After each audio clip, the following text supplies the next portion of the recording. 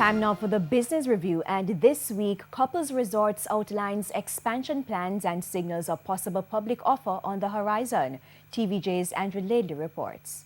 Couples Resorts looking to increase its business by adding a new hotel with over 540 rooms to the group. CEO Glenn Lawrence says the new property will sit on about 40 acres of land and will become the largest in the group. The new hotel is to be constructed in Trelawney. But that's not the only expansion in the pipeline. Mr. Lawrence explained that the luxury hotel is also adding more rooms to one of its existing locations. We think minimally we can expand by another 150 rooms to bring the hotel up to 300 rooms.